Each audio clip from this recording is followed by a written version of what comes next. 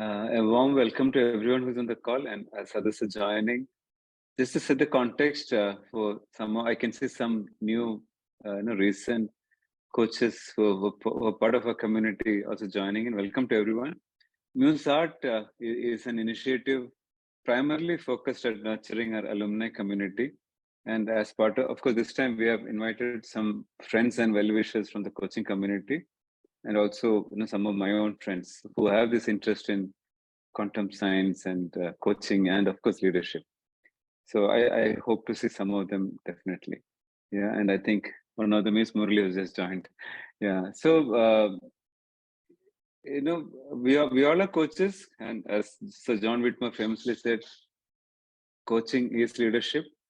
So there's a thin line between coaching and leadership.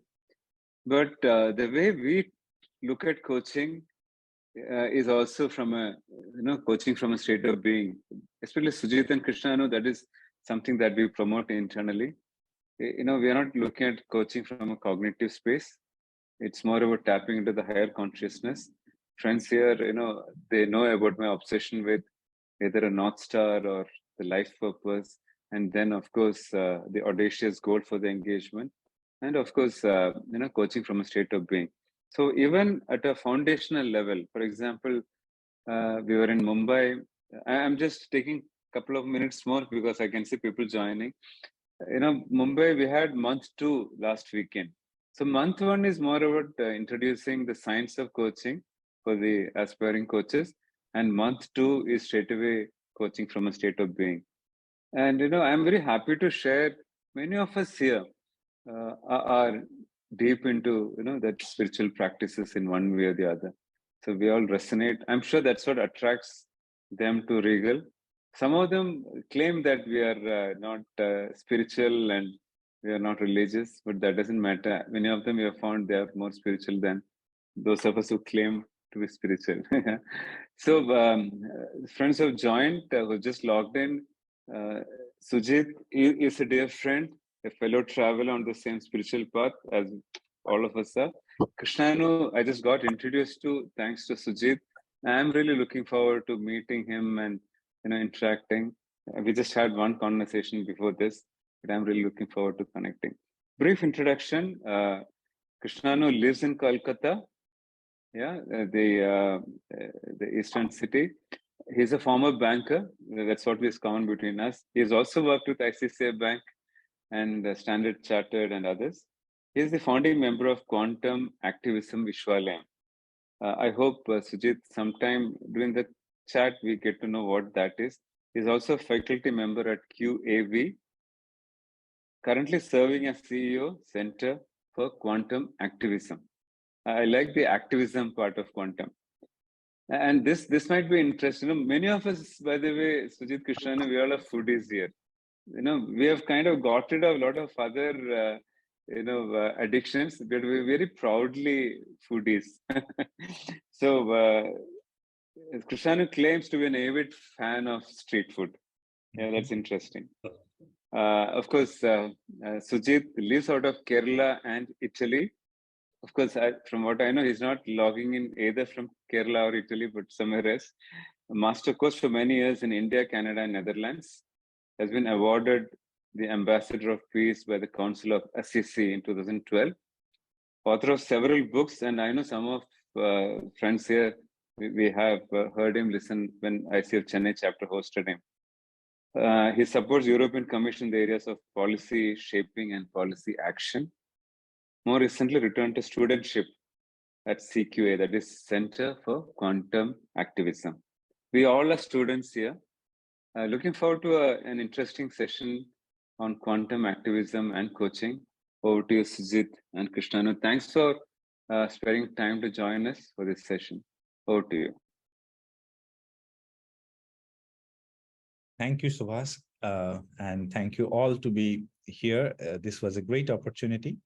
And Sujit and I both think that we are all students, and maybe in this session, during the discussions, we all learn from each other.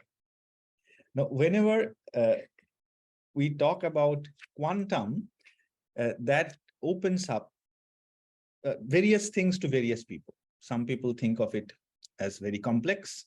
Some people think of it very mundane. The other day in Kolkata, I saw a restaurant called Quantum Restaurant.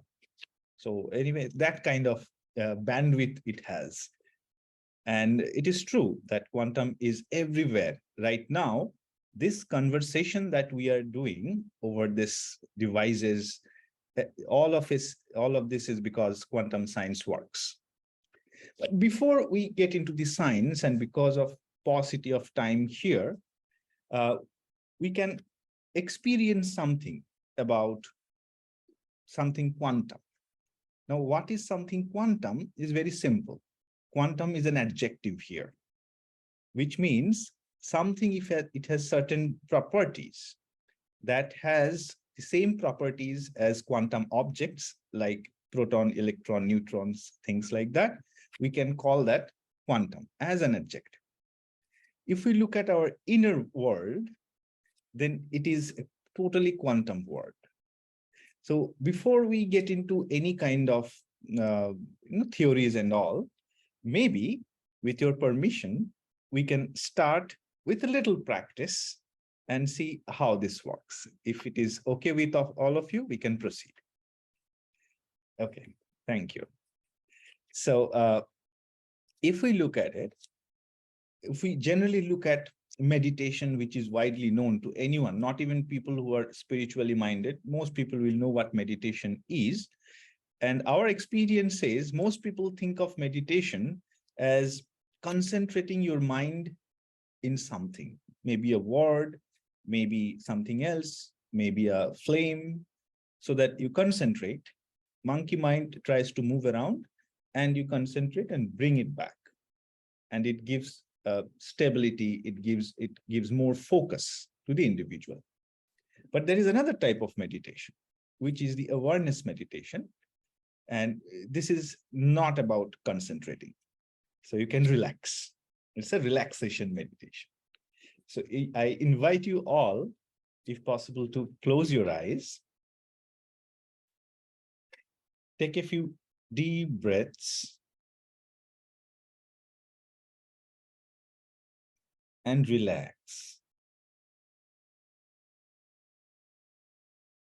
Feel the tensions going out of your body. Take another deep breath.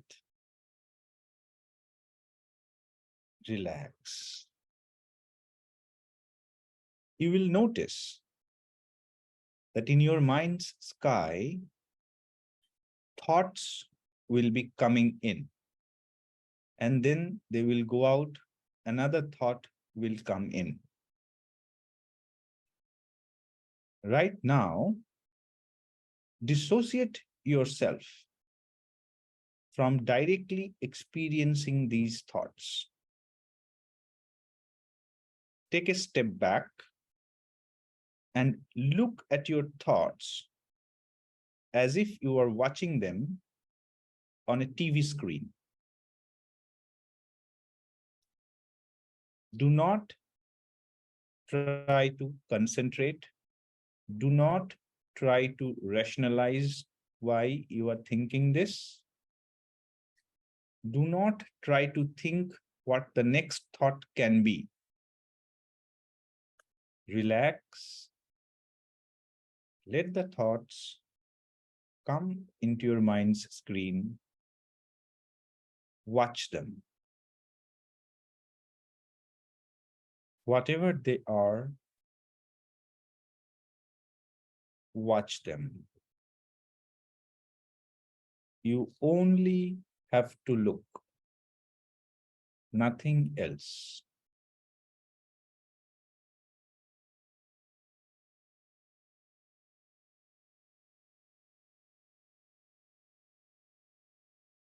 Watch your thoughts go by, one after another, after another.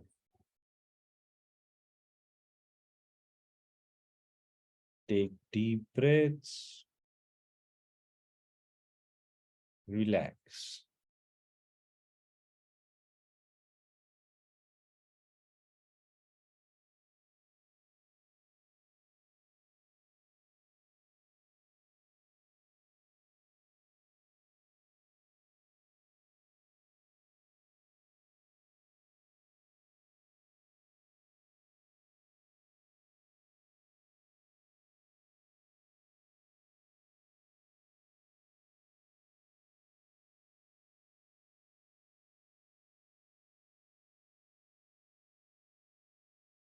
Now that you are watching your thoughts, I invite you to take one more step back.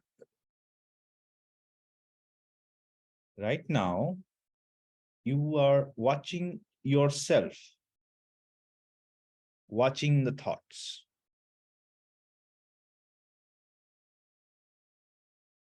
You are now watching yourself, watching the thought.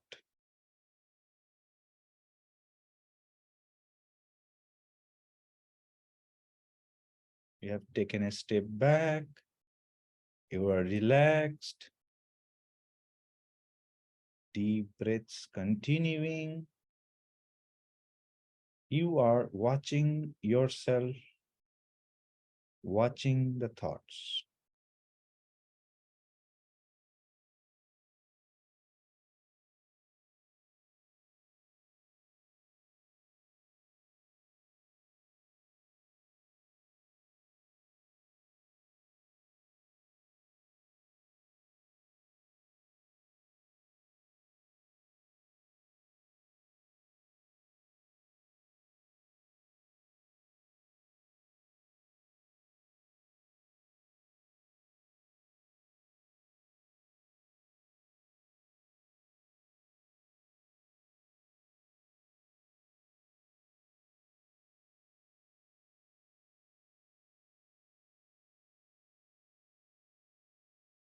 As you are watching yourself, watching the thoughts, I again invite you to take another step back. Take another step back, and now you are watching yourself, watching the thought.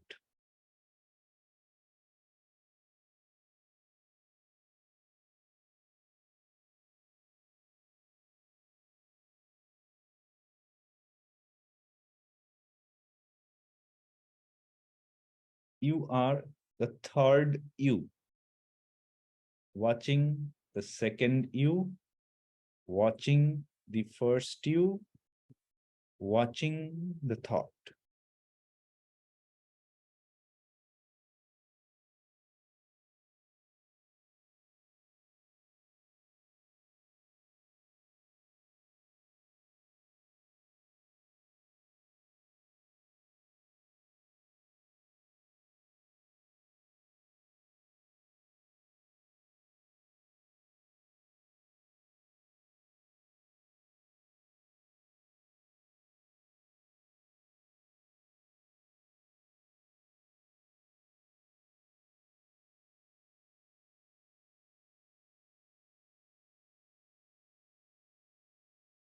The third you is watching the second you, watching the first you, watching the thoughts.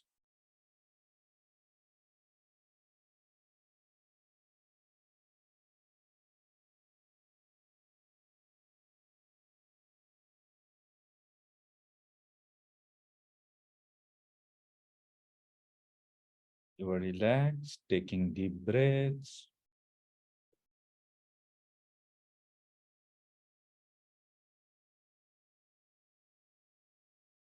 Now, I invite you to slowly merge your third you with your second you going forward.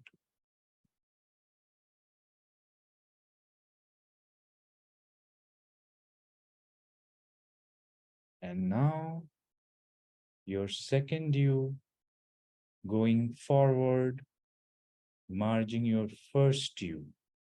The thoughts are still playing in front of you.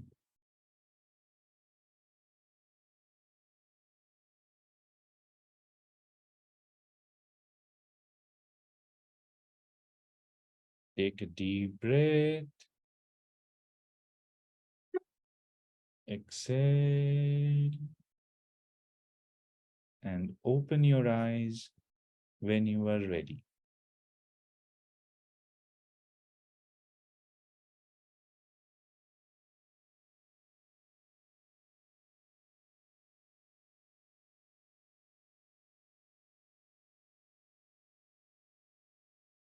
Thank you so much for being with me through this exercise. What this exercise attempts to demonstrate is that we are not our minds. We'll come to it in a while. We are not our egos either. What we are is much, much more. And along with all these electronics, space travel, potential time travel, quantum science has given us a lot of tools to look into ourselves and explore ourselves in the real terms. Now, there is not enough time to explain how it works, but trust me, the way we are right now seeing ourselves, seeing the world around us, as per mathematics, it can only be described as potentialities, probabilities, not actualities as we see them, as we perceive them. It is far beyond that. Maybe Sujith, if you want to add something here. Thank you, Krishanu. I remember the first times I was practicing awareness meditation, how I got very caught in my thoughts until I felt my head would explode. And it was after a certain number of practices that one day, that sudden spontaneous implosion into non-thought happened for me, where suddenly my creativity went up, my vitality went up, my compassion went up, my capacity to empathize and be vulnerable went up, deep listening went up, an understanding, an ubiquitous understanding of those who I hold space for went up. All of that happened after that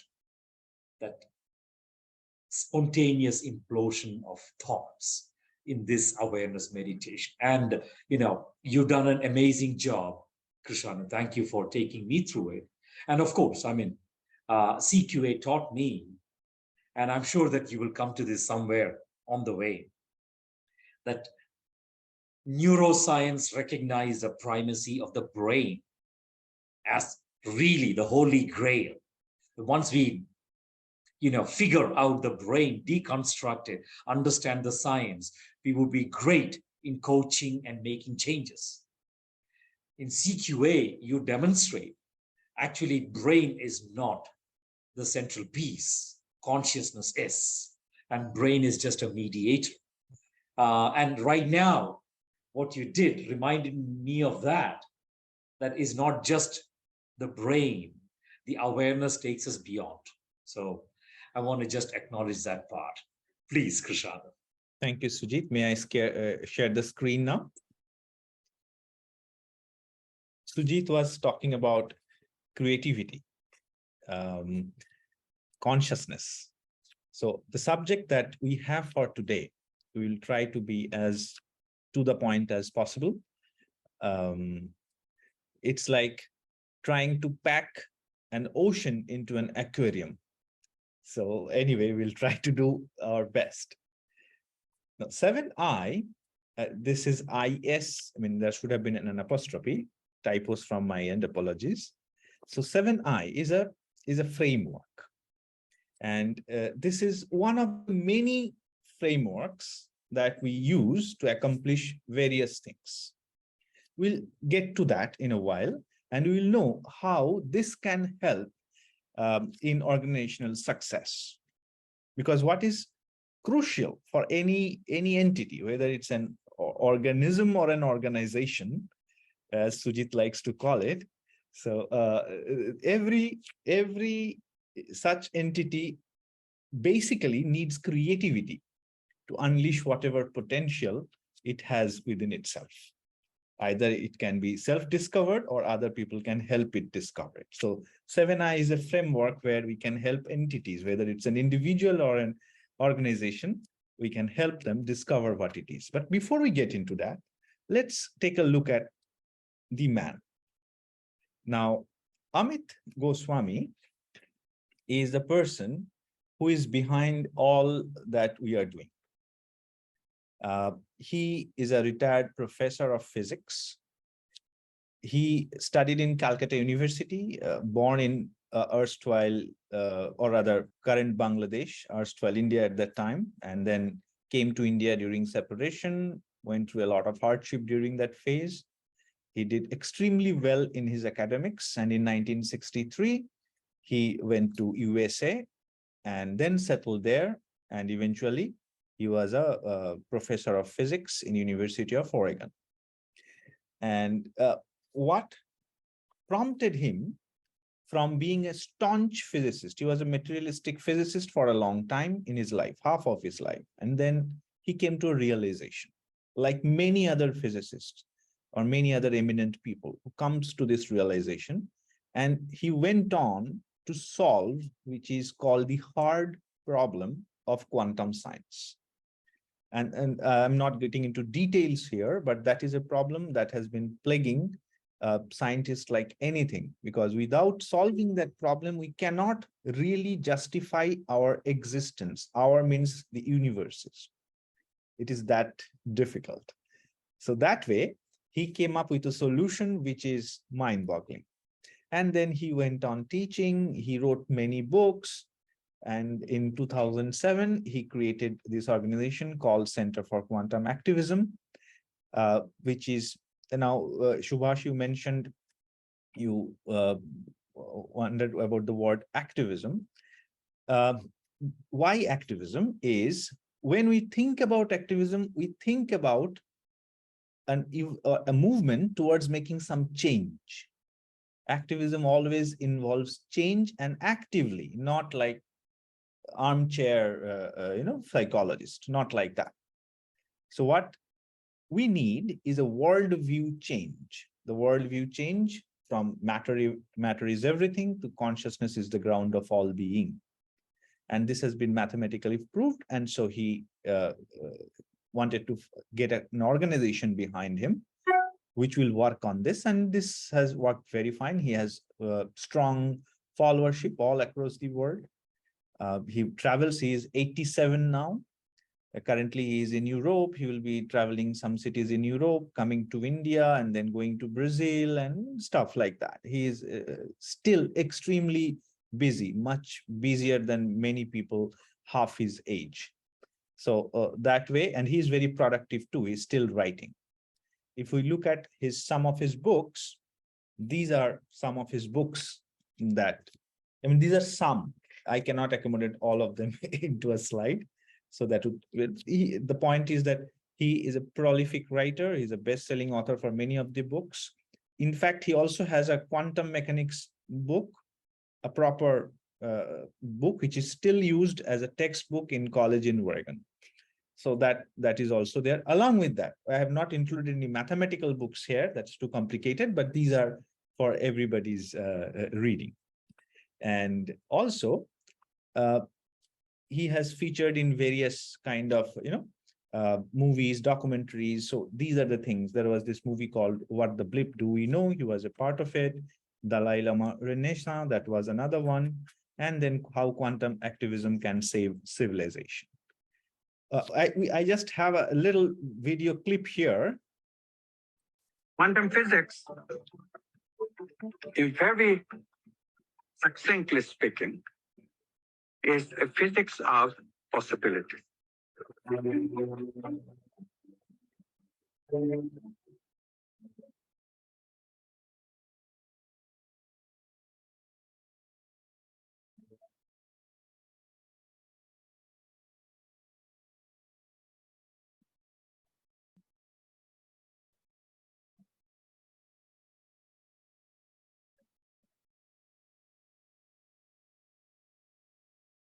Yeah, Krishanu, audio is not working.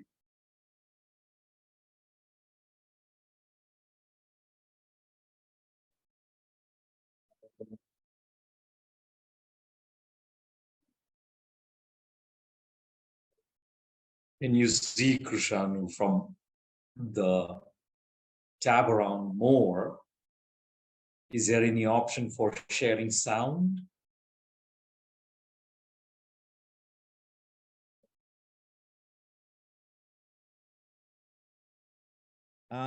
I think Sujit, you are saying something, or Suhas, you are saying something?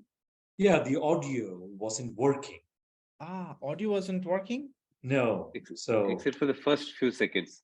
right. So I wonder if a share sound feature is there. I will probably share this is a very small Yeah. file, and share it later on. Right. Coming to the main thing.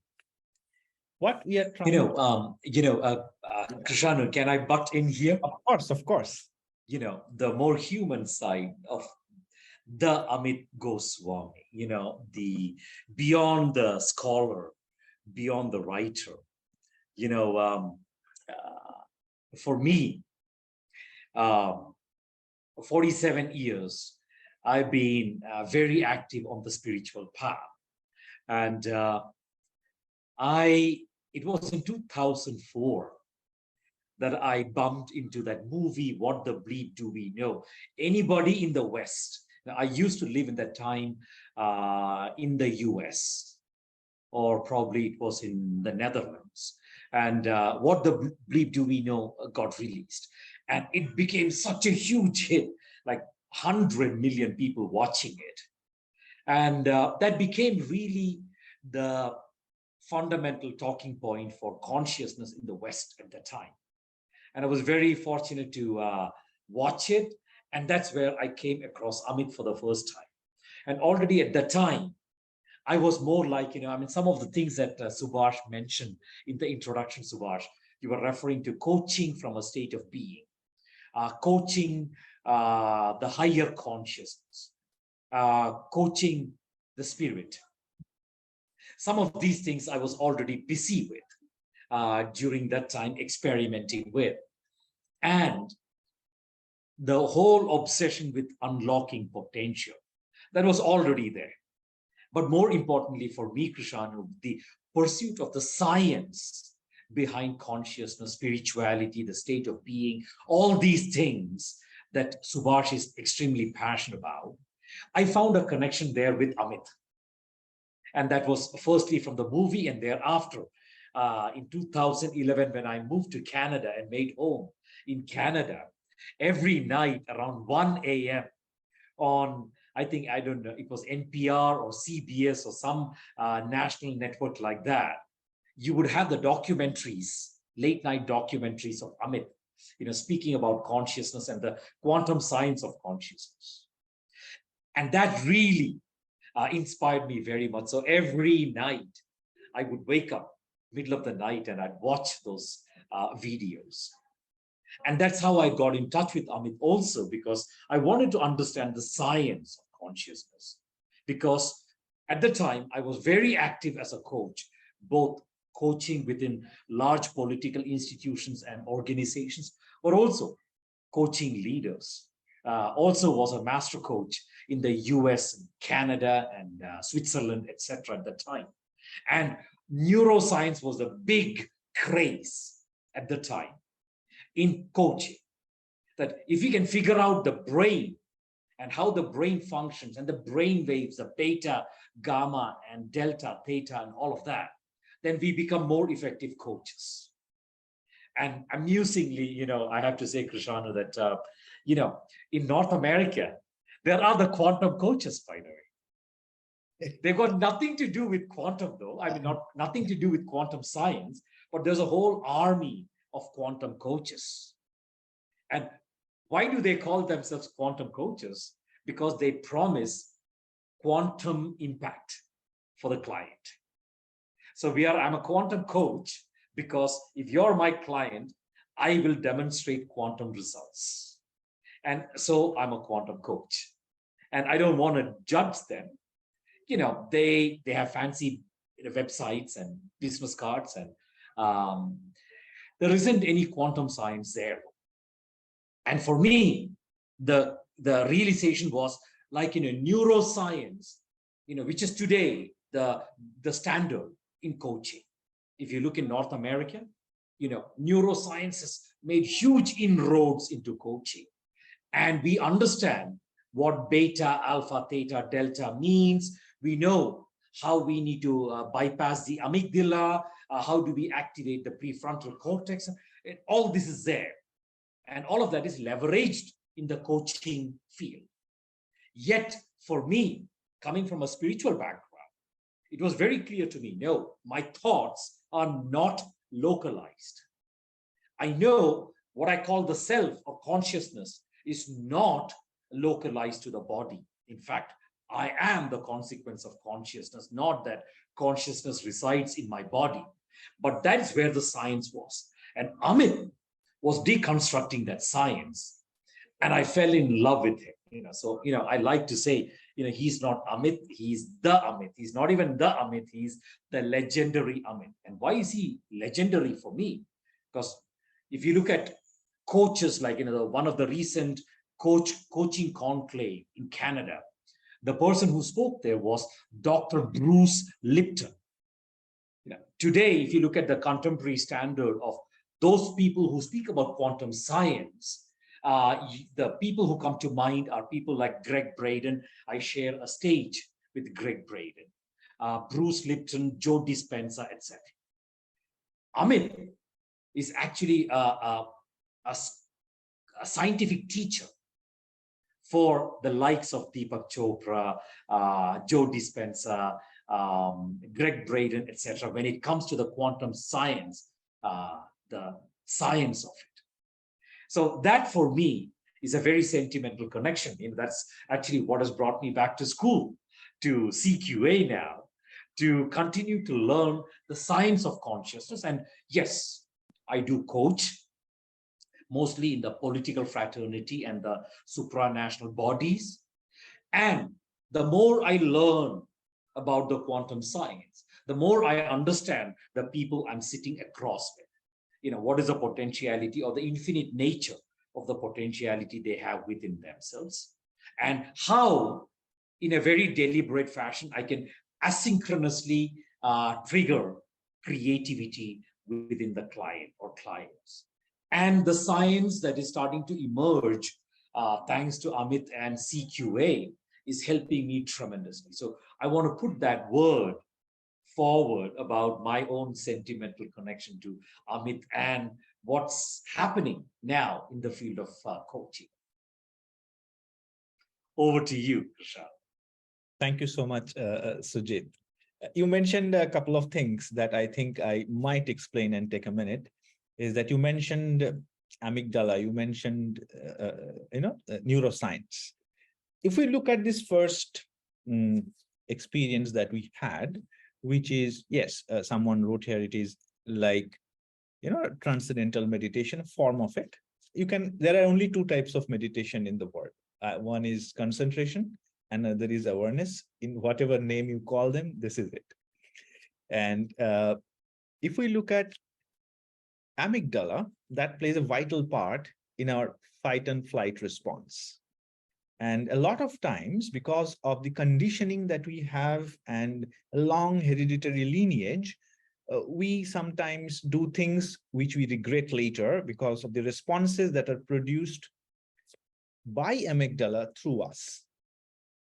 I get into a tough situation, someone calls me names, I become angry and react in a way that I regret later. This happens because it is called something called an amygdala hijack.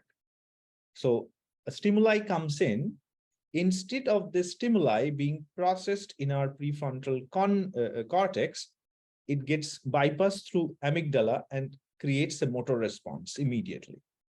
It is good if we are living in wilderness with snakes and tigers, not always so good if we are here in this society. So if we practice awareness meditation, it creates that gap so that, amygdala hijack doesn't happen.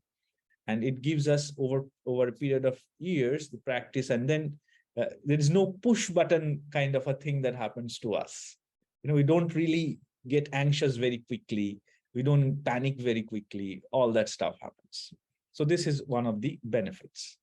Coming to our subject, because I'll have to be mindful of the time as well. Now, if we look at it, we are talking about creativity. The subject is about creativity. A lot of people think that creativity could be random or would be a rational step-by-step process. Now, if we look at it, if we generally look at real acts of creativity, it is neither, and it is both at the same time. It's a quantum superposition of rational steps as well as random events. So there was a gentleman, a researcher called Graham Wallace, who in the early 20th century made out a creative process of how a person, a human being, goes through creativity. These are the 4 stages. If I have something on a problem which I need to solve, then first stage is preparation. So we gather all kinds of information that is possible from all over the sources. We talk to the relevant people. We do a lot of work. We read books. And these days we watch and go into the internet, everything. That is the preparation stage. That's all do. And then there comes a time then when we don't do anything. And this don't or not doing anything stage is called incubation. It's just there. It is cooking in us. Now, these are non-quantum words. We'll use the quantum words in the next slide. So they are cooking in us. And then suddenly we will get an idea, an aha moment. This is it. And you will read about it all over history through most of the major inventions, which never happened on a step-by-step rational process. The rational process is stopped, something came in, and unexpectedly a new idea hit. And once that hit, once that aha moment comes, the next phase that you implement it, you manifest it. So this was generally this stage, and people believe that's how it works most of the time. There are differences always, or there are exceptions always, but this is how it is. What Amit has done is that he has gone one step ahead because he has the advantage of how the quantum world, that is our inner world, works. Now, this is a big advantage, and this is a direct demonstration of how, if we know how things work, we can make them better. And this is how everything works. If I know how things work, I can make it better. Now, how this is made better? So this is made better in something called a framework, which is 7 Eyes. And this is a framework which can be practically used to, I would not use the word manufacture creativity, but I would use the word encourage creativity, enhance creativity to a large extent. Now, these 7 Eyes, as you can see, the first thing, start with an inspiration. What we are looking forward to, what problem we are going to solve, something bothering us. This process inspires us to go into the search. This is the first step. The second step, that we intend something. Now, if we look at intention, and there are lots of evidence everywhere, intention is very powerful. Even neuroscientists and people like that, they say that, reticular activating systems, all that stuff, that is there as a part of intention. So intention, when you are intending to create something, intending to find a solution, it helps you in many ways, right?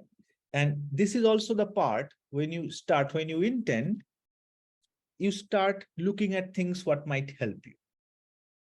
The next thing is that how do you know what is going to help you? And intuition hits you that let's go this way, let's go that way, right? And then we have used the word imagination a little bit broadly just to make it a 7 Eye, but this is a phase when you actively do it, when you actively gather all the data. And then the incubation part, when you don't do anything, you play, you listen to music, go watch your movie, do whatever makes you happy. And then comes the insight that is sudden, which is like aha, as I mentioned before. And once that hits you, you are ready for implementation of that insight. Now, what is it that is actually happening? What is actually happening is this. Now, it might sound like a Frank Sinatra song, but this is what is actually happening is, if we look at any object, whether it's internal or external, as per quantum science, everything, if we call something a thing, everything is just possibilities. You, I, my thoughts, your thoughts, whatever we see, nothing is actuality unless a sentient observer is looking at them, measuring them, and actualizing. This is the fundamental, this is a hard problem of quantum physics, which Professor Goswami solved. Now, what happens is, the process goes like this, that I have this, if I go back to the previous slide, you will see, you will see that this is where the first three things, or even if I go back a little more, the first place, preparation, all this is about work. Now, doing does what? Doing gets a lot of relevant information to your consciousness. You manifest a lot of thoughts, you manifest ways. However, that is not enough to take you where you want to go. And then you relax, you don't do anything, you don't think about it. What this space of not doing, which is in Gita called akarma karma, what is this? This is where the possibilities expand.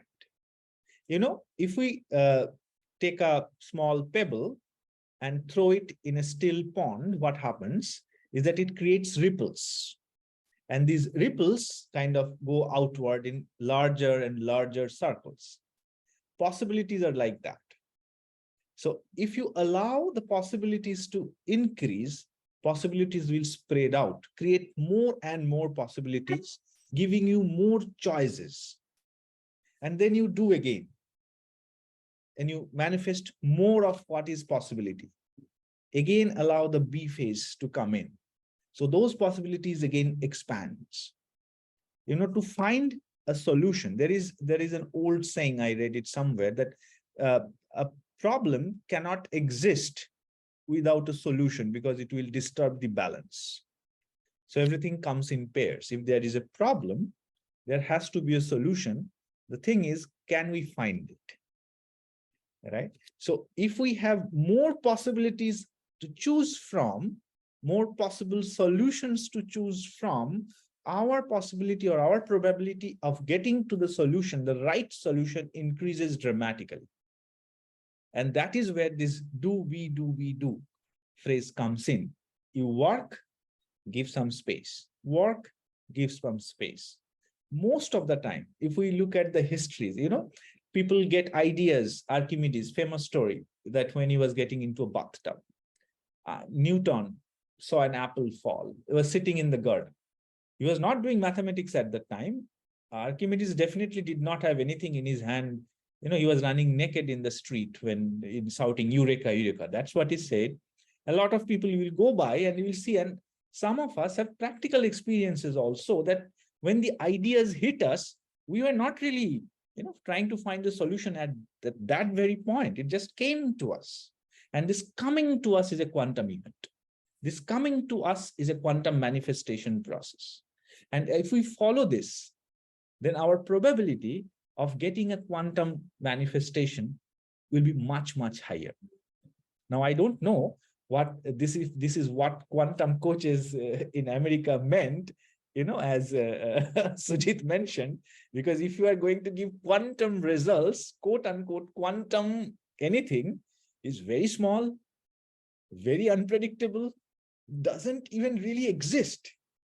So I don't know whether any client would be very keen to get such results. But if we look at quantum results in this particular context, doobie-doobie, this is how it is. It gives you a sudden manifestation. So this is how creative process works. This is the entire book, by the way. Yeah, you're saying to say something. No. Please finish that thought, and I want to share something. This, again, as I said, I am trying to put an ocean into an aquarium, because Amit has a whole book about it, quantum creativity. We have a whole course about it, quantum creativity, where there are various practices. The entire process is broken down, decoded into very small parts, and then delivered so that this can be really, really implemented. What we are attempting here is not even a trailer of a movie, maybe a part of a poster, and just to try to show you that what it is. I don't know whether we will be successful in that attempt, but it's worth a try. I have just one more slide left. All right. Maybe, yeah. And see, I don't know, again, a lot of people, I mean, I have... All right, okay. If you would hold there before this slide, because, this is the surprise sauce. Okay. I just want to create one connection here, Krishanu, to coaching. Okay. In what you said, the doobie-doobie-doo thing. Mm-hmm.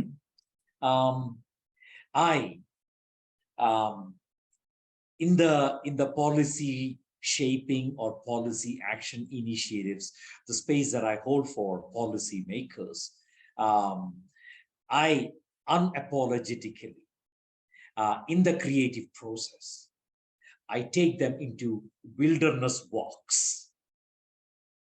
Okay. I give them a packing list, and this is in the middle of the process. That's after the inspiration has been done. They've done some deeper inner work, a lot of deliberation, assimilation of information, all of that. And then I tell them, you can't bring an electronic device. You can't bring a pen or anything like that. I will take care of that part. And I take them on wilderness walks somewhere midway through the doobie-doobie, the creative process, where ultimately these are people who have to come up with policy perspectives that will suit 27 nations in the European Union. I take them on wilderness walks. It is completely a totally being relaxed state where they are deeply connected with nature. They are in a very asynchronous mental state. And I like to call that stage, or maybe that inner state, the deliberate non-deliberation. It is an active principle. That beingness of that step is an active principle. It's not like, hey, you know what, we've done enough coaching for today. We've examined a number of things. Now let's take a break. Go rest, relax, do your thing. Tomorrow morning we continue. No. It's a deliberate non-deliberation. It's an active principle. The beingness is an active principle. It's not the absence of doingness. It stands on its own. And the wilderness walks that I do, these are members of parliaments. These are commission vice presidents. These are sometimes 65-plus-year-old women and men. And I take them on a whole day wilderness walk. And some of them they made it a habit now. In the coaching process, they make sure that everyone from their department, from the chief of their council, chief of staff, whoever is involved in the policy shaping or policy action mechanism, they're all fully invested in that deliberate non-deliberation process, because they start to understand what exponential breakthroughs mean for them as clients when being coached. So I wanted to just add that thought for the benefit of our coaches here, that approaching beingness as an active principle. But then in the larger context, and of course, we don't have time now to go into that, but I think on the CQA website, and of course on YouTube, there are hundreds of videos around this from Amit and other great speakers, but Amit has himself very philanthropically created easily 100 videos around these topics, all available for free out there on the web. But I wanted to just emphasize how the activation of consciousness is an active principle for creative breakthroughs. Thank you, Krishanu. Yeah, most welcome, Sujith. Well, what I was saying, often this is even, I have been into banking, I have been working with large corporates, and a lot of times people, stick it up proudly, cogito ergo sum. I think, therefore I am. I'm not elaborating here, but this is plain wrong. It should be opto ergo sum. I choose, therefore I am. Thinking is not me. Thinking can never make me. It's an inviolable principle of quantum science. A lot of things are right there in front of our eyes, but we generally think about a lot more complicated things. I love to read novels as well, particularly detective novels, Sherlock Holmes. I assume that some of you might like them too. So I am reminded of a story when Sherlock Holmes and Watson went out camping at night. And then they were lying on their backs, and Sherlock Holmes asked Watson, "What are you seeing?" Watson said, "Millions and millions of stars." "So what do you deduce out of that?" He said, "Oh, there are so many stars. That means there could be many solar systems. That means there could be one planet where human beings can go and habitate in future." Sherlock Holmes said, "Watson, it's elementary. Someone stole our tent." Right. So this is something, and there are such things which are lying right in front of us. We miss them, and we do a lot of big mathematics and all. What we teach here in Center for Quantum Activism and Quantum Activism Vishwalayam, I have not explained that, so I quickly do that. Quantum Activism Vishwalayam came about in 2019 with a collaboration with an university called University of Technology in Jaipur and Center for Quantum Activism. So we created a joint entity called Quantum Activism Vishwalayam, which gives out the master's and PhD degrees. These are all UGC accredited degrees, so people can enroll part-time on a part-time basis. This is an attempt to bring all of Amit knowledge into structured studying. So that was the objective, and we have been running it for 4 years. We also have some certification details. There is this website, amitgoswami.org, and we also have another website, cqaedu.com. If you wish, you can always go and check them out, what we offer. I understand that we are almost out of time. There is very little time left for Q&A, so I'll quickly get there. Thank you so much for bearing with us. I'll stop the sharing. Okay. Thank you. Any questions, anyone? Subhas, this is Akhil. Yeah, go ahead. Thank you so much, both of you. I'm a bit believer of the consciousness in the coaching, and it has brought to different dimensions for me. I have a book, what you mentioned, there's a movie long time back, probably have to reread again. Please, on that note, please could you tell me which book of the Amit we should start first? Okay. There are many, but first you can start with something simple, the Everything Answer book that is available on Kindle and Amazon. You can get it. However, my personal favorite remains his first book, The Self-Aware Universe.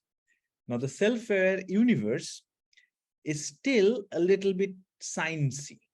because Amit could not completely take off his scholarly jacket at that time.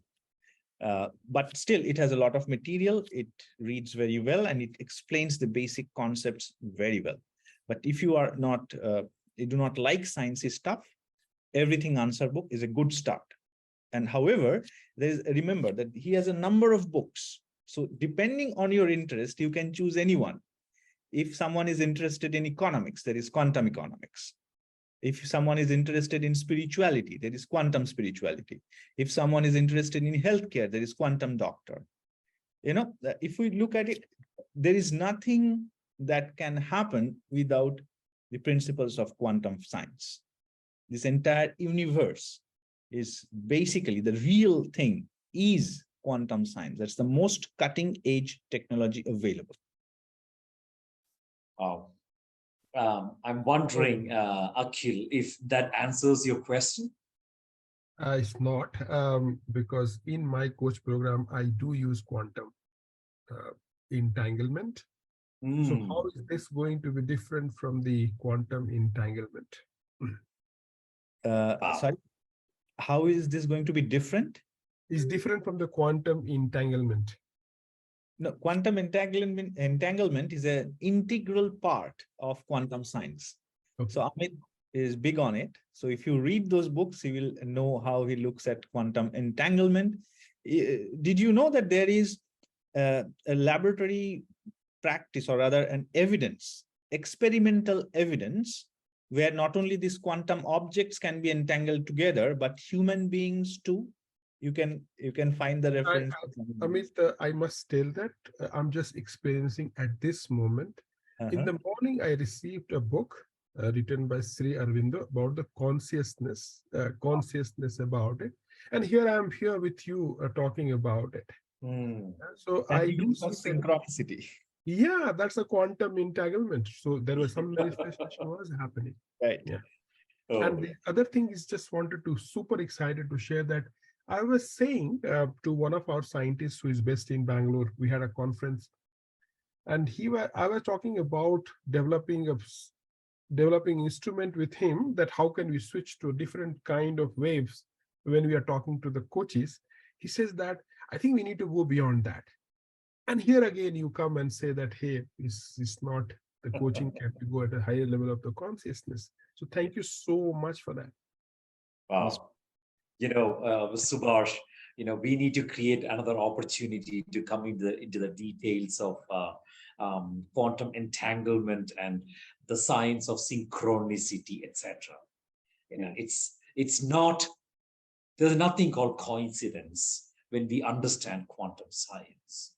And I see here there's a very worthwhile remark from Raki, and that is, I'm quite intrigued by the term quantum coach. Indeed, there are quantum coaches and there are quantum coaches. Yeah, the first kind of quantum coaches that you see are quite fanciful as a label, without any understanding of quantum science and its application in coaching, simply because there isn't any. There isn't, hardly any work has been done in the translation of quantum science into coaching. We have, Krishanu, myself, and some of us, we've actually taken that first step to take all the principles of quantum science and translate it into coaching through a lot of experimentations. And that also probably comes to answering Raki's question about the second type of quantum coaches.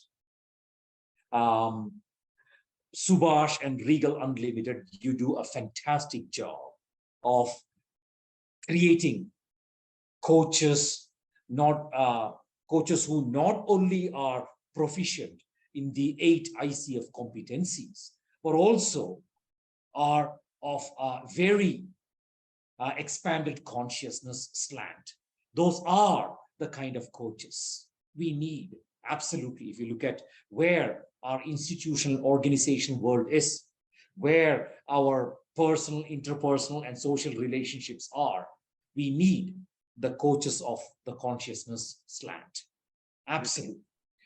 Where the contribution of CQA is going to become more and more important is in complementing the great work Subhash and the team are doing in deepening the conversation around consciousness by bringing in the science.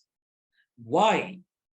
I don't know about the majority of coaches in India.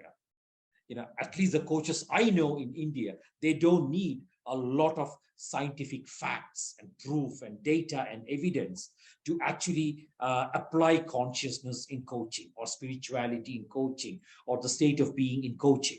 But if I look at the coaches in the West, just about every coach, predominantly almost all coaches are very, I don't mean this in a judgmental way, are very cerebral.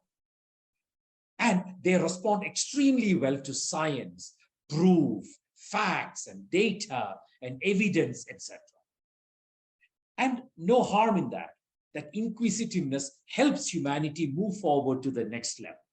So, Raki, to finish that thought on the quantum coaches that we are starting to support, are coaches who are well equipped with this quantum science of consciousness. So they understand how the human faculties function, what are the hopes and dreams and aspirations of human beings, whether they are clients or stakeholders, and how they respond because of the way they are conditioned, how they respond to stimuli. Once understanding the quantum science is in place, we just become, coaching starts becoming a dance where we are constantly in this evolving circle. That for me is the other definition of a quantum coach. I hope, Raki, this helps to your question. Yeah, thank you so much. This is very insightful. Any other questions? There's one question from Sujith: how the coach can have a strong intention? Is there any process, or is it just unconditional love for the coachee? Krishanu? Well, if we look at the word intention, it is built into us. And this intention, we are all unique in our own ways. There are people who are very focused when they're challenged. There are people who are best when they are relaxed. There are people who look at love as their whole being. And there are also people who are not so nice and who find joy in doing things that kind of hurt others. Now, so it is very unique. We cannot put everyone in the same frame. But what you said is very right. If you see that love is your driving force, and if you see that love is what helps you to focus, because intention does need focus. We cannot intend this and that and this and that and all kinds of things. It will become a Brownian motion. So have a directed intention, a desire, a motive. And if that is love, wow, nothing like it. Thanks, And Krishanu. Yeah. Thanks, Amit. I think and- Subhash sir has taught us about focusing on unconditional love, so which will improve our intention stronger. And that is the only process which we have learned now. We have to implement that. Wow. Successfully. Beautiful. It's a very profound thought, question, or inquiry, Satyajit, you raised. When I'm holding space for policy shaping or policy action conversations, very often the entire team takes half a day, perhaps a whole day, just on intentioning. So as a coach, yes, at an energetic level, yes, I have to bring a space of love and compassion. No doubt that helps. But taking quality time in helping the clients, in this case, group coaching, arrive at a completely unified intention, which is at a cellular level. So it's not an intention that unifies people at the level of thought or intent or It is something at an energetic level they unify around. In Sanskrit, there's a word, uddesham. And the uddesham is as much thrust upon us as we make through choice. And when that collaboration happens, that it is through consciousness emerging, and everyone in the client base unifies around it, then it creates such a fantastic foundation for the rest of the coaching process. Just to finish this thought with one more sentence. Very recently in the European Green Deal, the entire technocrat team wanted to rush into the policy action. And I had to kind of really tell them, like, pause, let's breathe. When you move fast, you get ahead. When you move slow, you get far. Pause. And we got them to pause. And here is one very important insight. An intention is not a goal or an objective. It's not a strategy. An intention is something much more organic, much more cellular. And when we, Sanskrit, the word uddesha, when we arrive upon it, we know, yes, we got there, because everyone gets unified around it. In this group's case, their intention after nearly 1 day of sitting together in doobie-doobie-doo, just being with themselves, relaxing into themselves, they discovered, I wouldn't say they analyzed, they discovered that a regenerative planet, a regenerative nation, a regenerative community, a regenerative home is their unifying intention. And all of that bound by that unconditional love. They felt it, that they were being in that selfless service for it. I'm wondering, Satyajit, if some of these thoughts are resonating with you as a coach.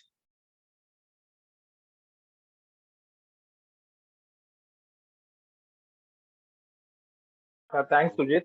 Yes. The circle, circle of spirituality, where I did the, BSc physics when I started my, education, and now this got connected after into HR advisory and now coaching. So the whole circle got completed. So you are right. Wow. So I could connect with the physics now. The physics, which was once upon a time not important subject, now it has become an important even for the coaching. Thanks. I think there are a couple of questions. Go ahead, Krishnan. Yeah. So I'll quickly answer them. So intuition or another thought. Intuition. So there is something called archetypes. That's another whole big part. So the next webinar we can go there on archetypes. Speaking, that how do we know, or how do I know that whether it's an intuition for me to work on or just another thought? I just know. Most of the time we just know that, yes, we should act on this, right? And this is, we call it by various names, a gut feel, maybe you can call it in various names, but we know that it seems right? So that gives the difference. And the difference between or intuition versus incubations, intuition, as I mentioned, it comes from the realm of archetypes. That's our supramental body. We have actually 5 bodies. Some of you might have heard of the concept of Panchakosha. So it closely resonates with that. So it comes from the supramental body, the Vijnanamaya Kosha, that is the equivalent in Panchakosha theory.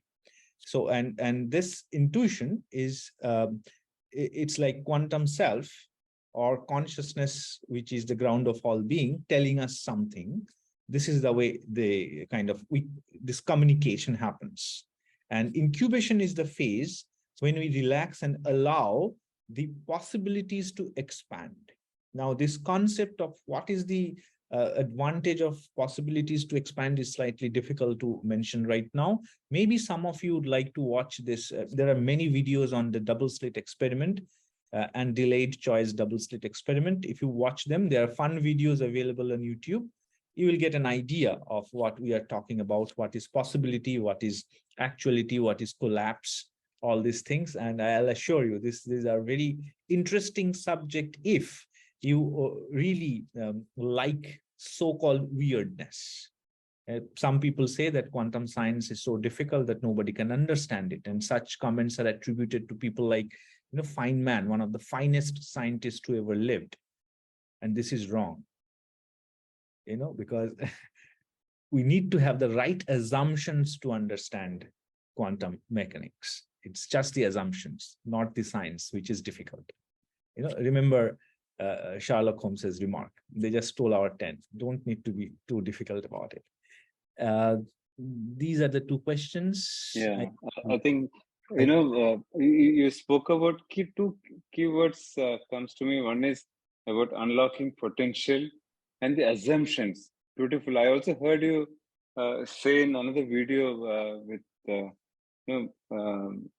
this great Amit that the assumptions are wrong about quantum. It's not difficult.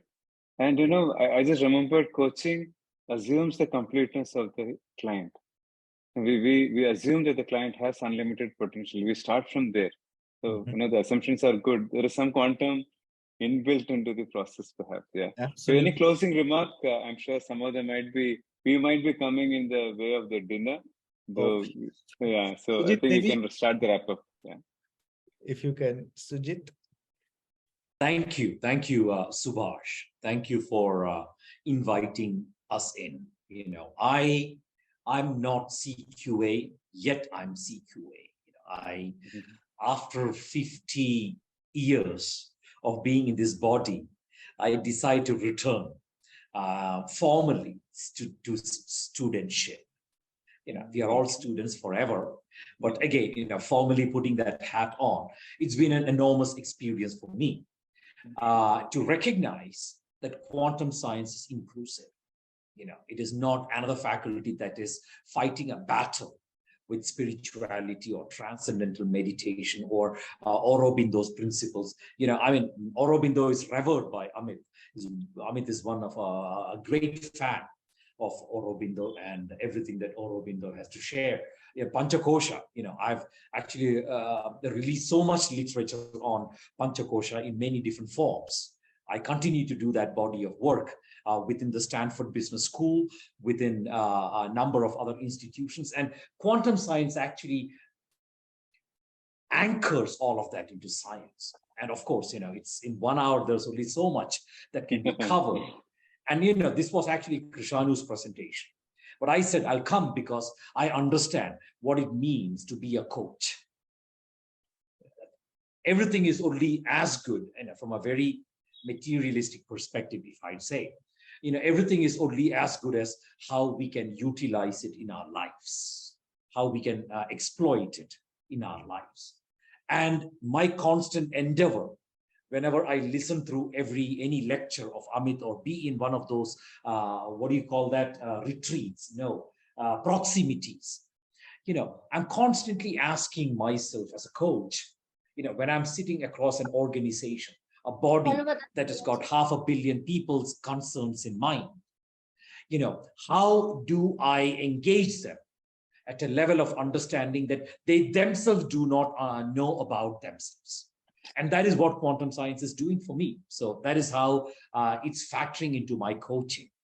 And yes, amitgoswami.org, that's been a window for me to constantly continue to sharpen the saw.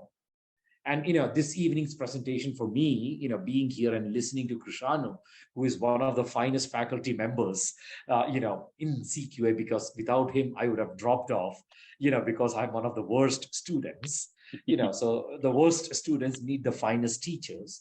So, I want to applaud that about Krishanu. But then again, if any of these people here, they have a question, any of you coaches, you have a question from a coach's perspective, please send it to me, shoot it to me. I'm happy to respond back. I don't know, Subhash, what would be a great way to route those questions to me? Whatever would work, if you can recommend that. I think great. Direct email to you. Yeah, direct email to you, better. In which case is very straightforward, Sujith@sujithravindran.com. That's it. I'm very available at your disposal to try to build those bridges. When it comes to a scientific question that I might not be able to answer, Krishanu is ever available. I know, because he's that kind of a person, very, very approachable. So, Subhash, thank you so much for making this evening happening. Thank you, Sujith. Thank you, Krishanu, for a wonderful. I know the picture abhi baki hai. I mean, I made a note. You said, I'm trying to get an ocean into an aquarium. You did that. You did that. You have given us enough food for thought. I'm sure we'll reconnect, and then we'll continue this conversation further. And this is a topic that fascinates all of us here. Thank you, everyone who's joined us and stayed on. We look forward to continuing the conversation on quantum. Yeah, thank you. Good night, everyone. Bye. Good night. Good night. Good night. Thank you.